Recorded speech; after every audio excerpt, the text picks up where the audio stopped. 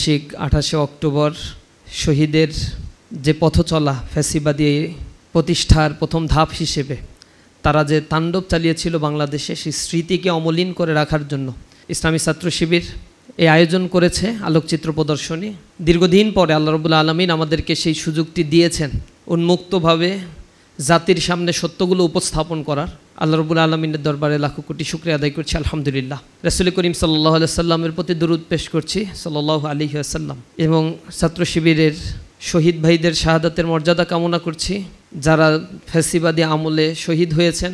জুলাইয়ের বিপ্লবে যে সহস্রাধিক মানুষ জীবন দিয়েছেন তাদের সকলের কথা স্মরণ করছি। আল্লাহ রাব্বুল আলামিনের কাছে দোয়া করছি আল্লাহ রাব্বুল আলামিন যেন তাদেরকে জান্নাতের উচ্চ মাকাম দান করেন। আল্লাহ রাব্বুল আলামিন কোরআন শরীফের ভিতরে ঘোষণা করছেন, যারা আল্লাহর রাস্তায় নিহত হয় তাদেরকে তোমরা মৃত বলো না, বাল আহিয়াউ ওয়ালাকিন লা তাশউরুন, বরং তারা জীবিত থাকে কিন্তু তোমরা তা বুঝতে পারো না। আবার আল্লাহ রাব্বুল আলামিন আরেক জায়গায় বলেছেন, আল্লাহ রাব্বুল আলামিনের পক্ষ থেকে তারা রিজিক প্রাপ্ত হয়। আল্লাহ রাব্বুল আলামিন তাদেরকে সম্মানিত করেন। যারা আল্লাহর রাস্তায় শহীদ হয় তাদের মৃত্যুর যন্ত্রণাটা হয় না, অর্থাৎ মৃত্যুবরণ করার সাথে সাথেই তাদেরকে আল্লাহ রাব্বুল আলামিন জান্নাতে দাখিল করেন এবং নাজ নিয়ামতে পরিপূর্ণ করে দেন। 2006 সালের 28শে অক্টোবর তখন আমাদের হয়তো অত বোঝার সুযোগটা হয় নাই, বয়সে ছোট ছিলাম, কিন্তু তৎকালীন সময় আমরা যে শিক্ষা প্রতিষ্ঠানে পড়াশোনা করেছি সেখানে আমাদের এই ঘটনাগুলো আমাদের শিক্ষকদের কাছে যখন আমরা শুনেছিলাম আমাদের শরীর আঁতকে উঠেছিল। এবং এই দৃশ্যগুলো যখন লগি বৈঠা দিয়ে প্রকাশ্য দিবালোকে এই পল্টনের মতো জায়গায় মানুষকে পিটিয়ে পিটিয়ে সাপের মতো মারা হচ্ছিল, এরপরে ছাত্র মৈত্রীর কেন্দ্রীয় সভাপতি তৎকালীন সময়ের মানুষ রূপী অমানুষ বাপ্পাদিত্য বসু সেই লাশের উপরে দাঁড়িয়ে যখন নৃত্য করেছিল তখন আমাদের হৃদয়ে রক্তক্ষরণ হয়েছিল। টেলিভিশনে যখন এই দৃশ্য দেখাচ্ছিল বারবার আমাদের চোখে আঙুল দিয়ে বলছিল, এইগুলা তোমরা দেখো না, তোমরা সহ্য করতে পারবা না। এত নিষ্ঠুর এবং নির্দয়ভাবে সেদিন এই হত্যাযজ্ঞ চালানো হয়েছিল। ঈদের পরবর্তীতে যখন জোট সরকার ক্ষমতা ছেড়ে দিচ্ছিল এবং ক্ষমতা ছেড়ে দেওয়ার এই শিপমেন্টে জামাত ইসলামী যেহেতু সেই ক্ষমতার অংশীদারি ছিল, তারা সেই বিদায়ী প্রোগ্রামের আয়োজন করেছিল বাইতুল মোকাররমের উত্তর গেটে। সেখানেই মূলত সন্ত্রাসী আওয়ামী লীগ ঘোষণা দিয়ে এই ফ্যাসিবাদী কায়দার প্রবক্তা যিনি বাংলাদেশের শেখ হাসিনার নেতৃত্বে তখন নিরস্ত্র মানুষদেরকে, নিরীহ মানুষদেরকে সন্ত্রাসী গোষ্ঠী হামলা করে ঢাকা শহরে এই পল্টনেই সেদিন 6 জন ভাই শাহাদাত বরণ করেছিল। আমরা সেই রক্তের ঋণ হয়তো তখন পরিশোধ করতে পারি নাই, আমাদের বুকে ফোপা কান্না ছিল, বুক ফাটা আর্তনাদ ছিল, আমাদের কথাগুলো আমরা তখন বলতে পারিনি। আমরা মামলা করেছিলাম, তখন 2 বছর সেনা শাসন চলছিল, ফখরুদ্দিন মঈনুদ্দিনের শাসন চলছিল। অদৃশ্য কারণে আওয়ামী লীগ যখন সে সময় ক্ষমতা এসেছিল সেই মামলার কার্যক্রম তারা স্থগিত করে দিয়েছিল। তারা মনে করেছিল তারা এখান থেকে নিস্তার পেয়ে যাবে এবং তারা তাদের এই যে রক্তের উপরে দাঁড়িয়ে তাদের সরকার গঠন এবং এই যে সেদিনের 28শে অক্টোবরের যে ঘটনাটা তারা ঘটিয়েছিল, এরপরে 2টা বছর এখানে সেনা শাসন ছিল। ফখরুদ্দিন মঈনুদ্দিনের এই শাসন ব্যবস্থায় সবচেয়ে বেশি ফ্যাসিলিটেট হয়েছিল আওয়ামী লীগ। আওয়ামী লীগের সাথে তারা আতাত করেছিল এবং একটা ডিজিটাল কনস্পাইরেসি করে, ডিজিটাল কারচুপি করে 2008 সালে আওয়ামী লীগ এই নির্বাচনে অংশগ্রহণ করে সংখ্যাগরিষ্ঠতা পেয়েছিল, তথাকথিত সংখ্যাগরিষ্ঠতা পেয়ে তারা ক্ষমতা দখল করেছিল। বাংলাদেশের মানুষ তখন থেকেই ভোটাধিকার তারা হারিয়ে ফেলেছিল। দীর্ঘ 15 বছর ধরে বাংলাদেশের মানুষ তাদের ভোটাধিকার প্রয়োগ করতে পারে নাই। আমিডামির নির্বাচন, দিনের নির্বাচন রাতে হওয়া, এরপরে তাদের বিরুদ্ধে কথা বললে তাদেরকে গুম করা, আয়না ঘরে নিক্ষেপ করা, এরপরে তাদেরকে হত্যা করা, তারপরে ধর্ষণের মহাকাণ্ড তারা ঘটিয়েছিল। ক্যাম্পাসগুলোতে তারা ত্রাসের রাজত্ব তৈরি করেছিল।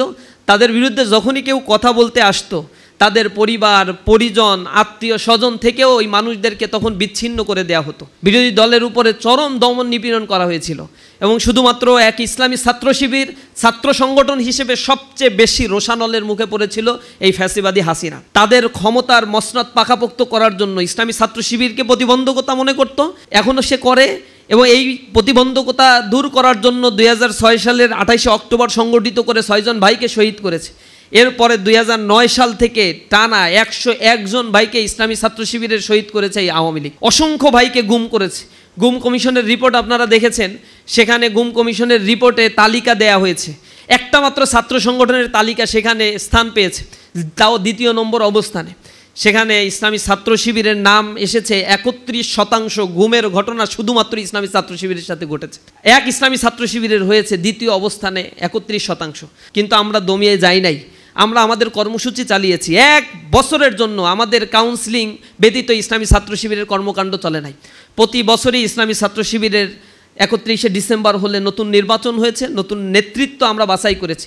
আওয়ামী ফ্যাসিবাদের আমলে আল্লাহর রহমতে এই সংগঠন তার ইমানি জজবা দিয়ে এত গুমের ঘটনা, এত শাহাদাতের ঘটনা, আমাদের তো প্রায় 10,000-এর উপরে মামলা হয়েছে ইসলামী ছাত্র শিবিরের ভাইদের নামে। সেখানে প্রায় 5 লক্ষের অধিক আসামি করা হয়েছিল। আমাদের ভাইদের ছাত্রজীবন শেষ করতে দেয় নাই। ইয়াং ছাত্ররা কেবল ইউনিভার্সিটিতে এসেছে, তাদেরকে আইডেন্টিফাই করতে পেরেছে, তারা নামাজ পড়ে, মুখে দাড়ি রাখে, টাকনুর উপরে প্যান্ট পরে, সত্য কথা বলে, সালাম দিয়ে চলে, আলহামদুলিল্লাহ সুবহান আল্লাহ বলে। এই শব্দগুলো দিয়ে আইডেন্টিফাই করা হতো সে শিবির করে। যারা আমাদেরকে ধ্বংস করে দিতে চায় তারাই একটা সময় এই পৃথিবীর অস্তিত্ব থেকে ধ্বংস হয়ে যায়। তারা আমাদেরকে মনে করেছিল এরকমভাবে আমাদেরকে শহীদ করে ইসলামী ছাত্র শিবিরের উপরে এই দমন, নিপীড়ন, গুম, হত্যাযজ্ঞ চালিয়ে ক্যাম্পাসগুলোতে আমাদের কাজ করতে দেয় নাই। একমাত্র ছাত্র সংগঠন যার ইউনিয়ন পরিষদ থেকে শুরু করে একেবারে কেন্দ্র পর্যন্ত আমাদের কোনো দপ্তর, অফিস আমরা চালাতে পারি নাই। এক জায়গায় বসে কোরআন তালিমের আয়োজন করলে আমাদেরকে ধরে নিয়ে রাষ্ট্রদ্রোহী মামলা দিত, জঙ্গি মামলা দিয়ে আমাদেরকে দিনের পর দিন, বছরের পর বছর জেলের মধ্যে আটকে রাখতো। মিথ্যা মামলায় আসামি করে আমাদের পরিবার থেকে আমাদেরকে বিচ্ছিন্ন করা হয়েছিল। মা বাবা যখন মরে যায়, সন্তান কারাগারে, একবারের জন্য তাকে তার বাবা মায়ের চেহারা দেখার জন্য জামিনে তাকে মুক্তি দেওয়া হতো না। এত জুলুম নির্যাতনের পথ মারিয়ে এই সংগঠন আজ একটা শক্ত বলয়ের উপরে, কাঠামোর উপরে দাঁড়িয়েছে। আল্লাহ রাব্বুল আলামিন 5 আগস্ট পরবর্তী আমাদের সেই সুযোগটা দিয়েছেন। ফ্যাসিবাদী চিরতরে বিদায় নিয়েছে। শহীদ শিপনের রক্ত কথা বলেছে, শহীদ মাসুমের রক্ত কথা বলেছে, শহীদ ফয়সালের রক্ত কথা বলেছে। আলহামদুলিল্লাহ, তাদের এই রক্ত এটা প্রথম আর শেষ রক্ত নয়।